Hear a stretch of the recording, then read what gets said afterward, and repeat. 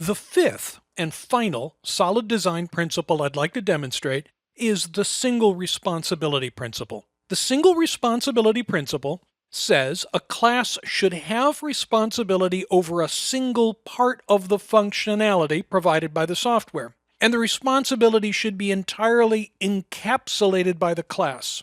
A common paraphrase of this is a class should have one and only one reason to change. This raises an interesting question. What does single mean here? Does single mean the whole boat, or just one mast, or just one sail? What does single mean? This question is really about finding the right level of abstraction. The goal is to have a class which can be summarized with a succinct responsibility statement. The statement distinguishes one class from all the other classes in the application. Membership in the class is unambiguous. A class which models a ship as a whole will be a composite object that includes a hull and a rig. The parts will each have single responsibilities, but at a different level of abstraction. What is a responsibility? It can help to take some hints from the General Responsibility Assignment Software Principles, GRASP. For more information, see Craig Larman's book on applying UML and patterns, An Introduction to Object-Oriented Analysis and Design and Iterative Development. The GRASP patterns provide a set of concepts that can be used to sort out relationships among classes. There are a number of principles for determining what counts as responsibility. In this section, I want to talk about two of the GRASP concepts, a controller, or the use case for a process, and creator of complex objects. In the next few sections, I'll talk about some others. And yes, there is a tremendous overlap between GRASP and SOLID. A controller class is responsible for all of the processing to complete a use case. In a batch or a command line context, a controller would process a whole file of data. In a GUI context, a controller could implement a button click or a keyboard event. In my examples, the main function has been the controller. Here's an example of a class that contains the same features but is broken down into individual methods. I can use this revised class to define a new main function. The class becomes the controller. This main function has a configuration which provides this concrete subclass of the analysis abstraction. It executes the run method given that object and the command line arguments. This lets us put control into a class that can be extended, following the open-closed principle. Another kind of responsibility is a creator. This is a class or a function that is responsible for creating other objects. Many of the examples include factories or builders that create individual objects. The interface segregation principle suggests that construction be segregated from the ordinary essential operations. The dependency inversion principle suggests classes depend on abstractions, not other concrete classes. Both of these principles suggest that a creator is an important single responsibility.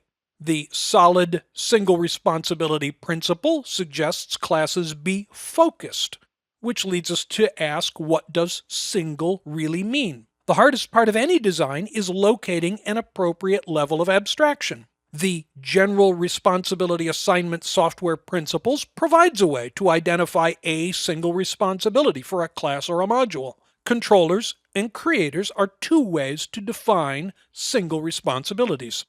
I'd like to continue looking at the single responsibility principle. Remember, the part that's tricky about this is always identifying the right level of abstraction. To understand what single means, I'll show some more of the General Responsibility Assignment Software Principles. There are a number of principles for determining what counts as responsibility. Previously, I talked about the controller of a use case or story and the creator of complex objects. Here I'll talk about two more concepts. Using high cohesion as a reason for combining objects, attributes, or methods, or using indirection, that is, a bridge or a link among separate objects.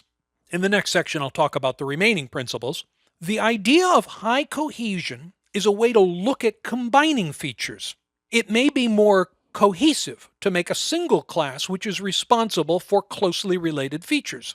Splitting the sample list into two parts and combining those two parts via a mix-in let me separate two highly cohesive elements. The list of samples as a collection separate from the stats methods that provided functions only useful for doing statistical computations in this application.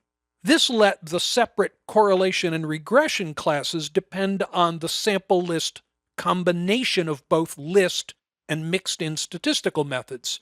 Each group of features was cohesive, but separate from all the others.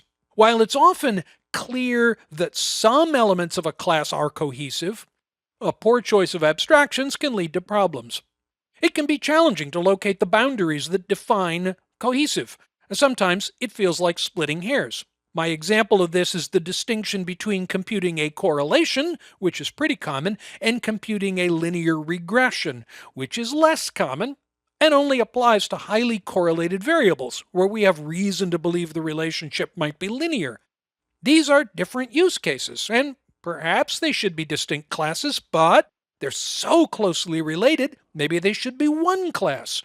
Often it means we're going to have to polish up our crystal ball and try to gaze into the future to see what stories are further back on the storyboard to decide what the best design decision might be.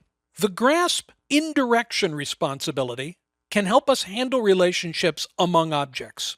In many cases, it also involves what's sometimes called pure fabrication, a new class that's not part of the problem domain. It exists only to support some technical considerations.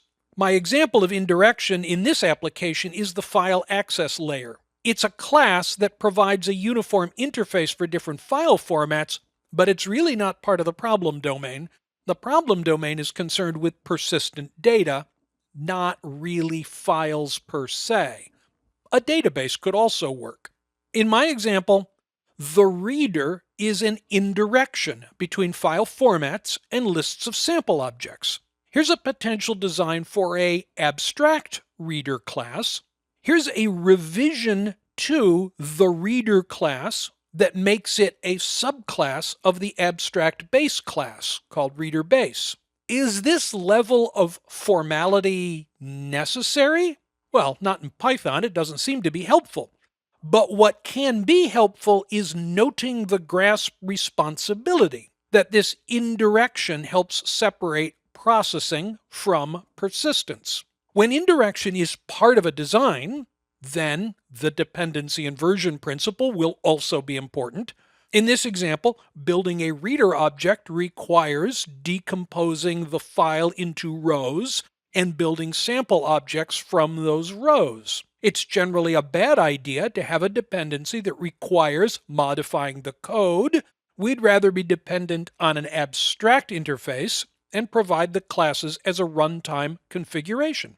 The solid single responsibility principle suggests that classes need to be focused, but we have to ask ourselves, what does single really mean? We find the hard part is locating the appropriate level of abstraction. The general responsibility assignment software principles provide one way to identify the single responsibility for a class or a module. High cohesion can be a helpful concept for combining features into a single class. Indirection can be a good reason to separate features into distinct classes. I'd like to continue looking at the single responsibility principle. I want to share some additional ways of identifying the right level of abstraction. To do this, I'll use a few more of the general responsibility assignment software principles. There are a number of principles for determining what counts as responsibility. In previous sections, I talked about the first four: controller, creator, high cohesion, and indirection. In this section, I want to talk about the final two. An information expert has all the data required for a particular process. Pure fabrication is a class that's defined more by the solution technology than the problem domain. And as you can see on this slide, a few other of the GRASP principles are simply part of the solid design principles, so we don't need to rehash those. An information expert parallels the idea of encapsulation, a class that holds all of some body of information. The responsibility is based on the ownership of the information. Often the information expert class has high cohesion so that it will have all the required information. In some cases, it might also be a controller for the processing. Our sample instance is a kind of information expert. It has all the information about an individual data sample. Well, in this example, there isn't too much information here. There's only two float values for tachometer and actual engine RPMs. The sample list class is also an information expert. All the details of the gathered data values were encapsulated in this object. Other collaborating classes can request statistical summary data from the sample list. The GRASP principle of pure fabrication addresses classes that are technical ingredients in the solution but aren't directly tied to the problem domain. The responsibilities for fabricated classes will generally be entirely technical. A configuration class is an example of a class that's part of building the solution. No user wants to edit configuration files. They want answers to help them make a decision or take an action. There are three more GRASP ideas, but they're already reflected in SOLID. I'll enumerate them because they're such universal concepts that they're in both sets of design principles. The idea of very low coupling is the rationale behind the interface segregation principle. When changes can be isolated, there is low coupling between them. Low coupling also means following the dependency inversion principle so that all dependencies are only on abstractions, not concrete class names. Polymorphism is a consequence of the Liskov substitution principle. I've shown examples of classes which are replacements for each other. All the implementations of the reader, for example, are polymorphic. Handling various file formats is an example of protected variation. Other parts of the analysis need to be protected from this known variation. It's important to design collaboration to make sure the file format is invisible to the analysis functions. When designing a protected variation, the dependency inversion principle is also important. There'll be an abstraction with multiple concrete implementations, and it becomes essential to ensure that any change between the concrete implementations doesn't have adverse ripple effects elsewhere in the application. A great deal of analytical work is part of a larger kind of experiment. Data is gathered and analyzed. Eventually, a model is proposed. This model may explain the existing data, and if it's done well, it might make useful predictions. The entire design effort, then, is a kind of a protected variation. We know we're likely to need to move beyond simple analysis into modeling, and we know the model may change. Knowing that there must be protected variations then drives the design of the classes to be sure that Liskov substitution will work among all the variations. The single responsibility principle suggests that responsibilities must be encapsulated, and a class should have one responsibility. A class should have one reason to change. It can be difficult sometimes to determine the right level of abstraction to apply to that single responsibility. I think it can help to use the GRASP, the General Responsibility Assignment Software Principles, to help identify the single responsibility for a class.